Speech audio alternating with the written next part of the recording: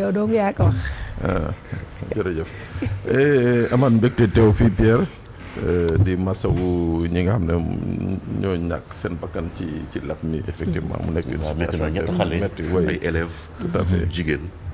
mais lii Garaaf wax dëgg la Pierre c'est-à-dire boo rombee corniche bi gis le nombre de personnes yi nga xam ne ñooy autorités yi di romb foofu takk der yi taxaw di def seen circulation bon finalement tu te dis ce pays et ce pays quoi mu ngoog Sénégal c'est le Sénégal waaw nit ñi ñoo ko mën a changer quoi voilà donc pour wax ci mbirum salle de jeu clandestin dafa am benn loi la loi 75-59 de 1975 bu modifier la loi 66 02 de novembre 1966 buy wax sur l'organisation des jeux de hasard et des salles de jeu daal di wax par exemple ni salles de jeu yi l'État n'autorise que les casinos waaw casinos yi rek la autorisé ñuy recevoir du matériel et des personnes yi nga xam ne dañuy jouer même ci casino yi je dis bien même ci casino yi c'est une catégorie de personnes dañu autorisé pour ñu ñëw di fa jouer loolu mooy tax sax régulièrement enfin pas régulièrement tous les soirs boo demee casino tu trouves un officier de police judiciaire bu fa monter permanence c'est-à-dire pour que mbir yi jaar yoon daal donc loolu mooy le cadre en fait pour dire vrai c'est-à-dire pour dire vrai salle de jeu mooy casino fi ñuy jouer carte Pierre mi wala man mi ñu am ñu droit dugg fa parce que on est des Sénégalais mun nañu dem ci machine jackpot yeeg yooyu mais ci salle de jeu bi poker yeeg yooyu ñun Sénégalais yoon may ñu dugg fa. ah bon ñun Sénégalais yoon may ñu dugg fa. donc pour dire que dugg fu ñu jógee. ñi fay dugg foofu ñoom lan la ñu. non c'est d'autres nationalités bon peut-être des fois les gens peuvent fermer les yeux mais la loi de 66 moom pour te dire que le législateur de 66 prenait vraiment en compte la santé mentale des Sénégalais quoi parce que jàpp nañ ni que boo tàmmee yenn jeux yi di brasser et consorts finalement da nga dem ba ce qui se passe maintenant mooy am mais li ñu constaté maintenant les gens pour contourner ça Seydina yaa ngi fàttaliku en 2002 amoon na fi kilifa bu mag bokk ci parti démocratique sénégalais bi nga xam ne dañ ko tuddoon fii ci benn affaire u casino clandestin avec des chinois tu vois maanaam dañu jël ay chinois indi leen fii autoriser leen ñu ubbi ay casino de quartier waaw quand Adji ne peut pas aller à l'hôtel pour jouer le casino ñu indi ko ñëw quartier créer ko foofu casino moo xam Grand Yoff moo xam Pikine moo xam les gens ont créé ces casinos de quartier finalement affaire bi jur coow bu rëy ba finalement il y avait eu une opération ñu démanteler tous ces casinos là mais bi ñu ko démanteler xam nga Sénégal ñun on est ingénieur démanteler lañ ko nii mais ces casinos continuent te casinos yooyu dafa am lu muy àndal waaw très bien casino yooyu xam nga li ñuy wax chinois yi boo gisee benn chinois rek bu dugg si rek na la leer ni que y a 100 yu nga xam ne dugg nañu ba pare alors qu'est-ce qui se passe maintenant c'est-à-dire casino de quartier yi nga xam ne qui a pignon sur rue n'existe plus léegi casino yi dañ ko installer ci yeneen façon mooy maanaam dañuy ubbi benn commerce wala ubbi benn restaurant wala ubbi benn business ci biir business bi foofu nañuy def biir casino bi loolu également mu nekk non seulement salle de jeu clandestine nekk également li ñuy waxati des lieux yi nga xam ne on s'adonne là-bas à la prostitution ci jamono ji nga xam ne ñu ngi wax Sénégal ci wàllu sécurité sur justement sur les jeux et consorts il y a des sociétés yi nga xam ne ku mel ni la LONASE nga xam ne ñoom état moo leen fi teg autorisé leen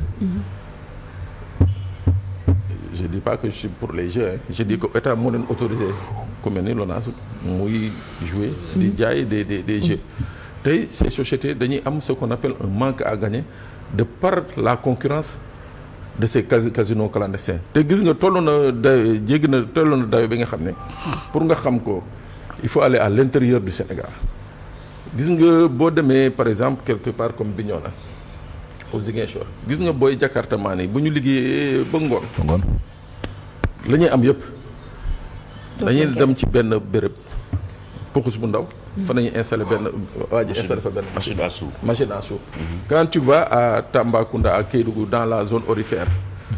kazalika lu nit ñi liggéey. ci machine yooyu nañ koy dugal.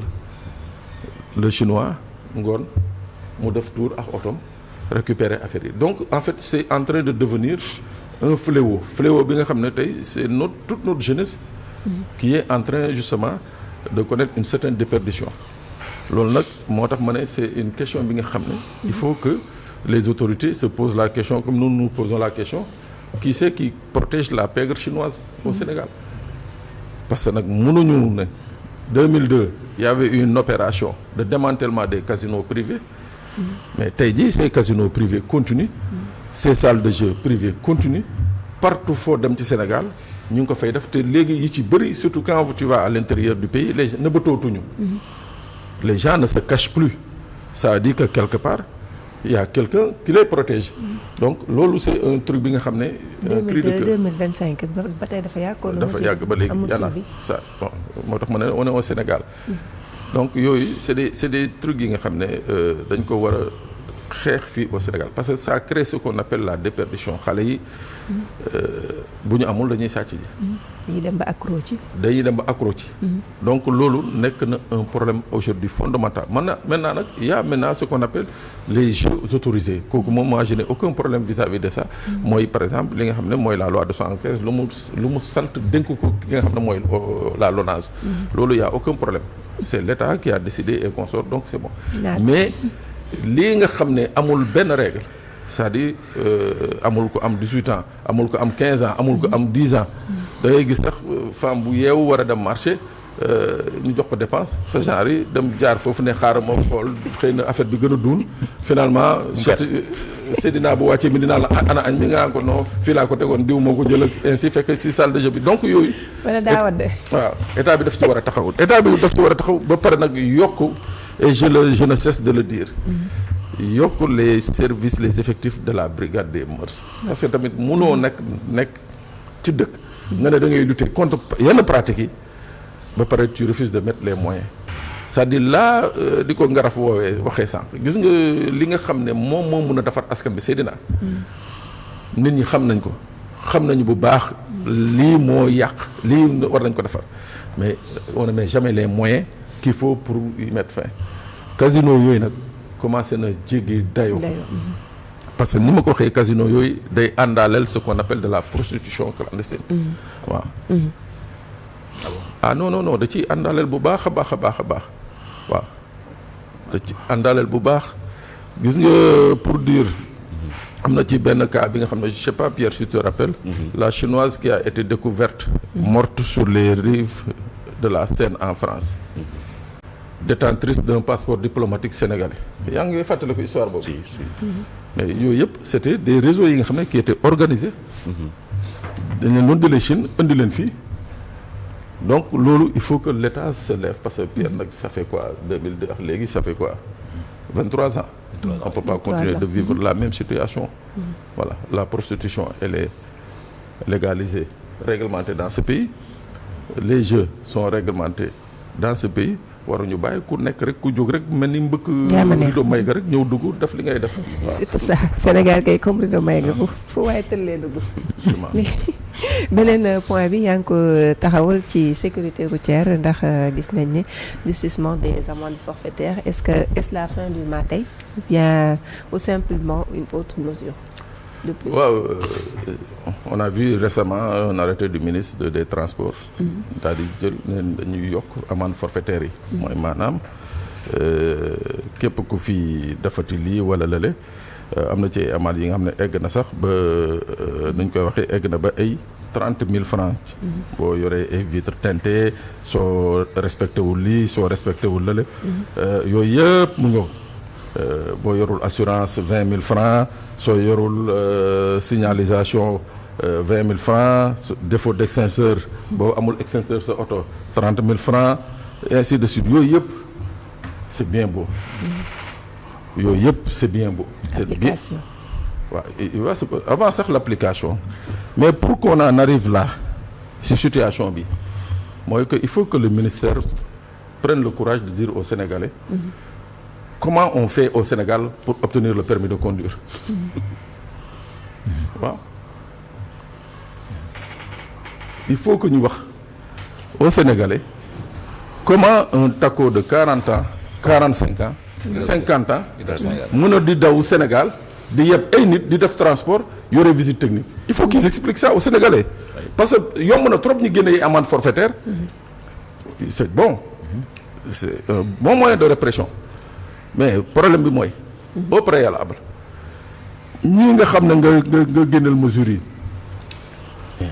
d'abord dafa doon ñi nga xam ne seen permis dañ ko war a obtenir à la suite d'un bon apprentissage ñi nga xam ne dañuy visite technique ñu jaar fi ñu war a jaar am visite technique mais loolu yëpp waxuñu ci dara maintenant lu ñuy def mooy maanaam on jette les Sénégalais entre les mains des forces de l'ordre waaw c'est-à-dire ñoom ñu taxaw fële le véritable problème on le règle pas c'est-à-dire le problème du permis de conduire visite technique. et le problème de la visite technique kooku on le règle pas mais on prend les chauffeurs les conducteurs jàllax leen ci force de l'ordre mais imagine nga rek yow chauffeur ba nga xam ne amende 3000 francs mënu ko fay nga ne da nga koy fayloo 30 000 francs ça veut dire c'est quoi ça veut dire yaa ngi accentuer encore ce qu'on appelle la corruption routière. daal dafa bëggoon wax sax. waaw yaa ngi accentuer ce qu'on appelle la corruption c'est-à-dire moo tax ma ne sànq c'est une autre nouvelle mesure. waaw ça peut pas être la fin du matin parce que la fin du matin mooy que tey jii Seydina su ñëwee indi otom ñu ne ko Seydina su oto bi mënatul daw. teg ko fu wóor. waaw mais dès l'instant où on accepte à Seydina. est-ce que oto yaa ngi ñëw sax des fois. ah des fois sax oto yi duñ ñëwaat dañuy yóbbante. visite technique. waaw mais moom laa wax dès l'instant où on accepte que Seydina otom bi am 50 ans di daw. ñu cachetel ko cachet état muy daw. mais wax fa dëgg yàlla soo bëggee teg Seydina lii nii c'est parce que yow quelque part yow miy jël décision bi yow yaa honnêtul donc moi je crois que cette histoire de la sécurité routière là il faut que le Sénégal prenne son courage à deux mains. On n'a pas le temps de revenir sur justement on devait revenir sur cette sécurité routière sur le contrat bi nga xam ne moom la ñu bëgg a jox Huawei. Ils sont revenus encore bàyyi nañu woon biñ ci coowee fii bàyyi nañu woon contrat bi. laa dugalaat nañu contrat bi. Et puis li ci gën a garaaw nag li ci gën a garaaw mooy le data c'est-à-dire quand on parle de sécurité routière on pense à quoi, Pierre? Sécurité routière. On pense quoi? On pense aux forces de défense et de sécurité. Mais dans ce nouveau schéma là bi nga xam ne moom la ñu indi moom la Huawei indi le data bi nga xam ne moo war a sauvegarder gérer toutes les données duñ ko loger ministère de l'intérieur ne ministère des forces armées mais ministère des transports nañ ko bëgg ça va être notre chronique du mardi prochain on prend le temps on revient entièrement sur ce contrat là bi nga xam ne non seulement ça pose un problème parce que mënoo nekk ci dëkk nga ne da nga bëgg moderniser tout le monde accepte la modernisation des services routiers waaw mais da nga koy defal ak ñi nga xam ne ñoo ko yelool c'est-à-dire que ñun Sénégal et partout dans le monde la sécurité routière elle est gérée par la police et par la gendarmerie. Elle peut pas être gérée par un civil c'est pas des gens qui sont assermentés il faut être sérieux waaw. yow taxawal ci mbedd bi pour jàppal verbaliser mais amoo benn suite benn contrôle sur le data c'est pas possible ça ah. Et il s'agit de données. C'est justement là le problème de beaucoup de Sénégalais c'est-à-dire la gestion des données personnelles kooku il faut des personnes assermentées ñoo ko mën a gérer c'est pas Pape Sané c'est pas Seydina c'est pas Adji voilà donc il faut qu'on revienne sur ça c'est-à-dire les gens veulent faire plein de choses de bonnes choses mais nanguñu ko jaarale ci yoon waaw ces mesures là yi jël par rapport aux amendes forfaitaires c'est de très bonnes mesures mais au préalable il faut nga fexe ba oto yi di daw fii mu nekk oto yu baax il faut nga fexe ba Pape Sané buy ut permis mais na jaar ci yoon am permis bu baax waaw. aujourd'hui on se souvient encore. parce que dafa am benn paradoxe bu ci am parce que da ngay jékki-jékki ñu interdit nañu oto yi moins de 8 ans ñu ñëw fii ci biir Sénégal. waaw alors que booy ñëw ci télé bi nga gis fi oto boo xam mu ngi def 50 ans 60 ans. mais malheureusement surtout cette place yi. Cette place yi depuis année 70 yi la. depuis 70 ba tey la. Car rapide depuis année 80. Oui. Mais Seydina tu te rends compte que Dakar fii Dakar. alors que yow bu oto 8 da ngay gis oto boo xam ne nii moins de 8 ans la mais. ñu ne la du fi dugg. Mais je te dis pour te dire tey jii pour te dire que le ministère là est parfaitement en contradiction. Dakar, rien que la région de Dakar, depuis que nous avons commencé les travaux du stade de Léopold Sédar Senghor, on ne passe plus le permis de conduire à Dakar. Faut qu'on y passe. Ah bon? C'est-à-dire un ministère qui n'est pas capable de trouver un lieu pour des passages de permis de conduire. Ah, c'est grave. Ah, faut que nous passer. Amatuñ fi ñu koy passer. Donc les dossiers, les demandes s'accumulent sur la table des auto-écoles et consorts. Mais finalement, pour passer permis, on n'a pas de lieu où passer le permis. Et c'est un ministère des Transports qui va gérer cette situation. Ba légui ni tay ji ñi di nek dans la région de Dakar mënuñu déposer permis. Donc je dis il faut qu'on revoie certaines choses. Les mesures sont bonnes. Waaw yokk ay amende yooyu yëpp baax na. Mais nañ ko teg ci yoon ba nga xam ne le Sénégalais, le citoyen, les forces de l'ordre, tout le monde, les usagers, ku ci nekk dana ci gis boppam. Mais mënoo jóg nii rek jël une décision parce que voilà jàpp nga ne boo ñu yóbbee amende à 30 000 et consorts, tu règles un problème, tu règles aucun problème. dafay mbir mi méttee laaloo ko. Mais laaloo ko. Mais ça, c'est encore permettre justement aux gens comme moi de critiquer les forces de l'ordre et de... Ah, oui. Oui, parce que ça accentue la corruption. La corruption, effectivement. Mais 30 000 francs. 30 000 francs. Hein? Hein? Alors qu'on sait que 40 à 50% du parc automobile qui est bien jarou ci yoon. Il faut qu'on soit sérieux quand même. Je crois qu'il faut réguler, teg ko ci yoon. Voilà. Moo gën seen mesure de plus yi seen mature ah yi parce que voilà. on se souvient encore des états généraux yi nga xamante ne defoon nañ ko ci wàllu transport ak ancien régime bi li mu jëloon ci mesure jëm ci wàllum sécurité routière ba tey daanaka ñu ngi ko rangé ci tiroir yi kenn appliqué ko kon yaakaar naa foofu problème aussi métier war nañ koo mën a laal ngir jël ay solutions yu mucc ayib. Gomis mi ngi taxaw sama xef yi di la jaajëfal. On prend les mesures par émotion, on gère par émotion, et puis voilà, on décide par émotion. Et puis on tourne la page. On tourne la page. C'est ça. C'est triste pour le Sénégal. di la jaajëfal bu baax ci chronique bi am na solo Pape Sané di jaajëfal Pierre-Edouard Faye et son invité Babacar Mbaye nga xaaf di jaajëfal Seydina Omar Ba pour la revue des titres Abdoulaye Bopp ci xibaar yi noonu lay jaaree jaajëfal Serigne Aliou Keita Adjaratou Penda Diallo Gueye tonton Pierre ci son bi Keba Thiam ak Pape Gora Gueye